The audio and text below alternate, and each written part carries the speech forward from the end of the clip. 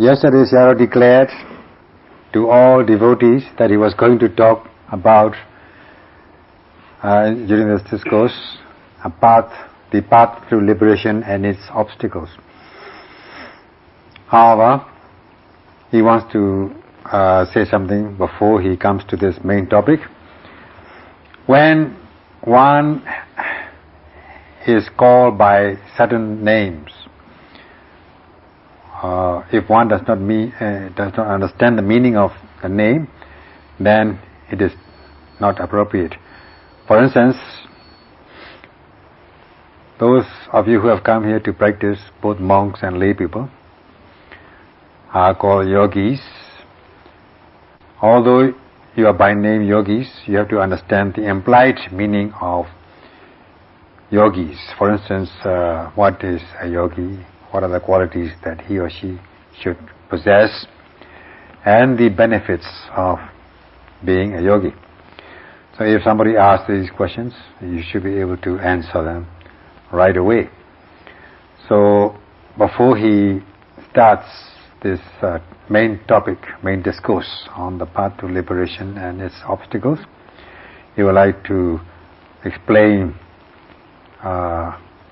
the three questions and answers, namely, what is a yogi, and what are yogi's essential qualities, and what are the benefits of being a yogi, both from the theoretical and practical aspects. So treat, there are yogis who have already practiced in the past, as much as there are yogis who have just come here to practice. They're new yogis. Now if they are given this talk about yogi, they might have heard about this subject, so they can, by listening again, they will be able to understand it clearer, more clear. And those who have not understood also, who have not listened also, will be able to listen to this or understand this subject of yogi. Understanding that this is a high-level practice, they will be inspired and encouraged if they hear about this subject of yogi. To be simply given, as given in the text, it is given as Bhavanaya Yodha Payodha Daya Yogi. This means that Bhavanaya means practicing the high-level discipline in order to cultivate the mind and knowledge. In this discipline, if one practices with the application of initial energy, and then stepped up energy, and then the progressive energy to reach the goal, this is a yogi. So yogi is the one who is able to apply these three stages of energy in the practice to cultivate the mind and insight. Yogi can be divided into two words, namely yoga and E. Yoga means exerting energy in the three stages, initial energy, namely initial energy, the stepped up energy, and progressive energy. In other words, it's Lona Virya, exerting heroic energy, exerting one's energy with courage at the risk of one's body and life. This is yogi. The one who possesses this courage, this courageous effort at the risk of one's body and life, that is a yogi. Of course, in the beginning, he or she will not be in possession of such energy. But later with the practice, which is given by the expression Yodha Payodha Daya. Yodha means initial effort or energy, and Payodha Daya, stepped up energy and progressive energy.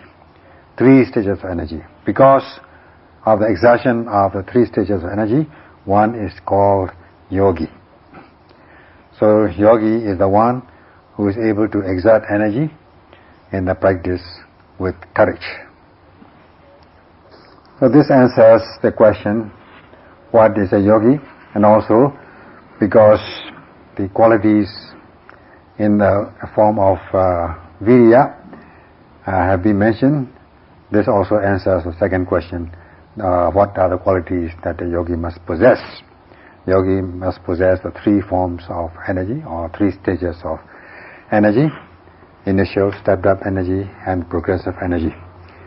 So, as for the motive, or as for the benefit and objective, it is given by the expression bhavanaya. That means the ennobling one's mind, or purifying one's mind, and cultivate knowledge to see things in their true nature. So the objective of possessing these three qualities, namely the three kinds of virya, is to ennoble one's mind, purify one's mind, and cultivate knowledge, insight, to see things in their true nature. That is the benefit or the motive or objective. Because one possesses, or the yogi possesses these qualities, that is the quality of the exertion of energy, the aim and objective or the benefit is the cultivation of the mind and knowledge. So when one is given this benefit, the objective also can be revealed, can be understood at the same time. So the reason for possessing these three stages of energy is to realize this objective. So this answers the question, what is the benefit, or what are the benefits of a yogi, of being a yogi? Those of you who have come to this retreat to undertake this meditation have come with these objectives. Objective is none other than to purify one's mind and cultivate knowledge, seeing things in their true nature. But in order to realize this benefit, one cannot get for nothing. One has got to possess three stages of energy, practicing at the risk of one's body and life with courageous effort. So one must try to possess these kinds of energy. In the beginning, of course, one will not be able to exert this kind of energy. So one cannot be called a real yogi. One is a nominal yogi, or yogi by name, not yet a real yogi. Only when one exerts the three stages of energy, initial energy, and the stepped up energy, and the progressive energy.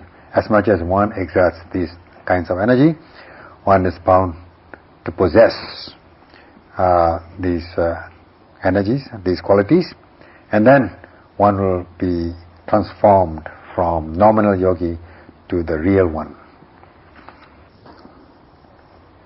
If one does not have this kind of energy, one has got to exert in order to apply the initial effort, and then stepped up energy, and then the progressive energy to reach the goal. These are the causes, and if the causes are fulfilled, the benefit is bhavana, that is the cultivation of mental powers and the power of knowledge, so that one's conduct, one's behaviors will become blameless, purified, cultivated, gentle, affable, and lovable.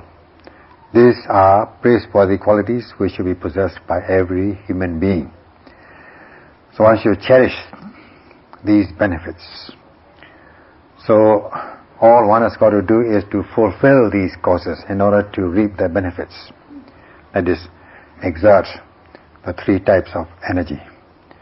So that's why they are you're all exhorted, you're all urged and exhorted to apply these three types of energies. All events, or every event, is not costless. Every benefit has its own causes or reasons. If one wishes to reap the benefit, one has got to fulfill these causes. However, if one is not prepared to fulfill the causes, then one will not be able to reap the benefits of the practice. The Buddha even cannot help, neither can his teachings, nor the teachers, the meditation teachers. Just like a patient who is under treatment by a physician, the physician prescribes certain medicines and also the instructions what to abstain and what to observe. However, if the patient does not listen to or does not follow the instructions of the physician, the disease will not be cured. For instance, if he or she is not taking the medicines regularly in accordance with the dosage form and to abstain from what should be abstained and things like that, he or she will not be cured of the disease. So if one is not cured of the disease, it is not the fault of the medicine nor the fault of the teacher. Therefore, if one wishes to be cured of the disease, one has got to take the medicines regularly in accordance with the prescriptions or instructions by the physician, abstaining from unwholesome things and observe or take wholesome things as given in the instructions. In a sense, if just reading the directions on the label is not enough to cure the disease, one must take the medicines as given in the instructions regularly and in the correct dosage form, will one be cured of the disease. Therefore, one has got to fulfill the causes in order to realize the benefits. So far we have this theoretical aspect of yogi, qualities of the yogi and the goal or benefits of the practice. So let us look at it from the practical aspects. As given, as yogi is given as yoga, which means striving in the three stages of energy. The first energy is arambha dhatu, that is initial energy. Second one is nikama dhatu, stepped up energy, in order to overcome sluggishness or laziness. Third is parakama dhatu, the progressive energy, in order to reach the goal. As for the first energy, namely arambha dhatu, initial energy, the yogis have come here in order to cultivate their mind and knowledge as noble objectives. They have taken the vows of refuge in the three gems. They have taken the vows of precepts, taking 8 precepts. And as given by the meaning of yogi, they are to undertake this practice to strive to undertake this practice. So they are acting in accordance with instructions and they initiate the energy, starts to exert the energy.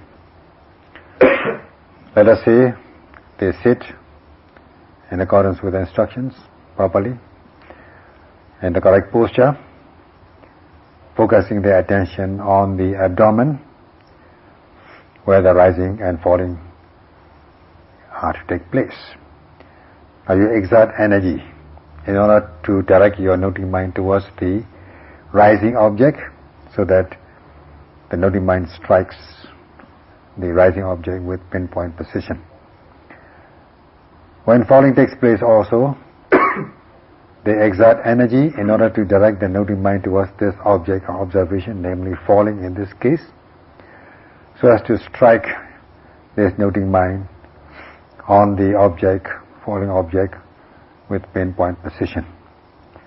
So every time rising and falling takes place, they exert this kind of energy in order to direct their noting mind towards these objects of observation.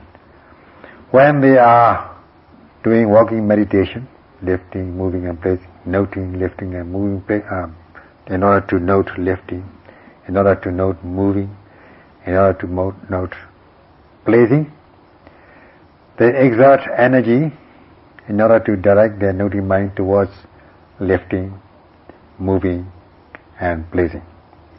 And the same thing goes with other objects of observation as they arise. In this way, they exert energy, a driving force, in order to direct the noting mind towards this object of observation. So previously, in the beginning, they do not possess this kind of exertion. Later, with concerned effort, they come to possess this kind of energy. It is just like sowing a seed in the field, in the fertile ground. So also, you are said to be sowing the seed of energy, in this case. So this application of initial energy is known as arambha dhatu.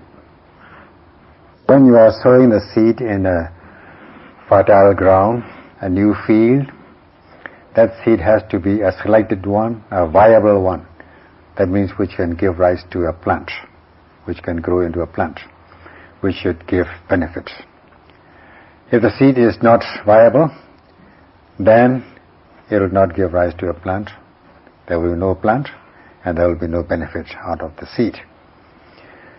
Even if the seed is viable, if it is not properly nurtured, looked after, safeguarded, then also one will not be able to realize the benefit as one thought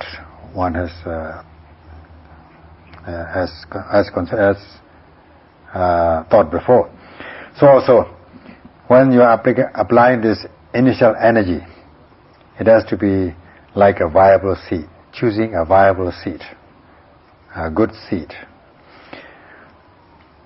And this viable seed, just like a viable seed, this virya also should be a viable virya, properly selected, properly exerted energy, with firm conviction, by way of benefits, believing, having faith and confidence in the benefits of the practice. There are 7 benefits of the way of mindfulness, beginning with the purity of mind.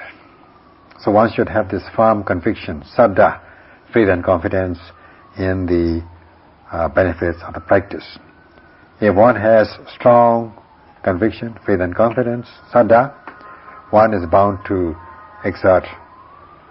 one is bound to possess strong zeal in order to undertake the practice.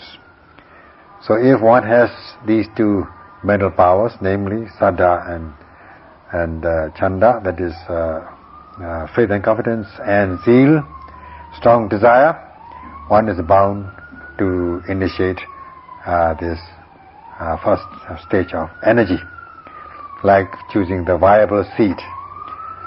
So it becomes necessary to choose or to exert this initial energy with strong conviction.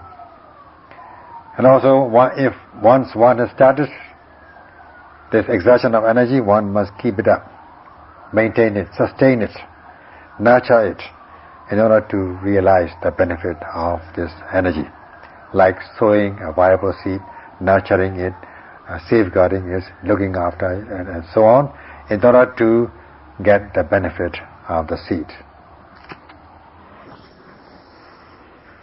After one has sown the seed, one will not leave it as such. One will nurture the seed, and if the seed grows into a sapling, one will nurture the sapling by putting up fences around the plant or plants, and if necessary, water the plant in the right proportions, and work the soil so that the roots can move freely by digging and working the soil. If necessary, one applies fertilizers and prevent the insects from attacking the plants. And if the insects are already there, one should take certain measures in order to remove these insects from the plants. So if one nurtures in this way all the time, the sapling will grow, develop, and until it will bear fruit and so on. So also, once you have started this initial energy, after exertion, you try to nurture this, develop this by getting or taking or receiving instructions from the teachers, keeping it alive until one is able to realize the benefits of the initial energy in the form of the development of mental powers and power of knowledge. Then one is bound to realize the peace as desired. The initial energy, the nurturing of initial energy is compared to the fencing of the sapling. This means that in the practice one takes the vows of precepts and maintain it, sustain it, not to break them. This is like fencing or setting up a fence or fences around the sapling. Watering plants means paying attention to the talks and instructions given by the teachers so that one will be able to absorb them. And walking the soil is like reporting the observations or one's observation of the practice to the teachers, to the meditation teachers for guidance. That the reporting is in three parts, namely what arises and whether you know it or not, and what you know of it. Short in a way that the reporting is short to the point, not unnecessarily long. So they are given divided into three parts. That is the arising object. Our object arises on its own. Then what you do with this object, you note it, you apply mindfulness, sustain mindfulness on this object, and then when you're noting what you know of it, what are the observations, what are the characteristics, or what are the qualities of this object that you observe. So these are the three parts that you report to the teachers so that teachers will be able to give necessary guidance. Now when we say removing the insects or preventing the insects from attacking the plants, means that once you have applied the initial energy, you nurture it so that it will be advanced to the step energy and to the progressive energy and to realize the goal. So one has got to maintain it, sustain it in order to develop this energy so that kilesa, insects such as the raga, dosa, craving, aversion will not arise in the yogi stream of consciousness. That's why it is said that the virya is nurtured, the energy is nurtured, maintained, safeguarded, and developed. What, as has been said earlier, that one notes every arising object so that one strikes one noting mind on the arising object with pinpoint precision. While one is practicing, in the course of the practice, there can arise sluggishness in the practice, which can lead to sloth and torpor, which is the nearest enemy of the yogis. They tend to undermine the practice, such as not wishing to undertake this kind of practice, which is a high-level discipline. And even if one starts to undertake this high-level discipline, one will not do it energetically. So this is sluggishness. At times, in the course of a practice, there may be physical pain, and unbearable sensations may arise because one has been conditioned to comfortable life. One acts like a coward. One cannot face with courage these unbearable sensations. So this is lack of courage, cowardness. Sometimes one will not wish to undertake the practice at all. One becomes sluggish, lazy, and even if one undertakes the practice, one is not as energetic as one should be. Or at times when one faces the difficult situations like painful sensations and sluggishness, one will not be able to overcome these kinds of unbearable or undesirable, undermining elements. So, in order to overcome these situations, the initial energy is not strong enough. It is still weak. So one has got to boost up this energy, step up this energy in order to overcome these difficult situations such as sluggishness, sloth and torpor, and these unbearable physical sensations. So it becomes necessary to apply the stepped up energy.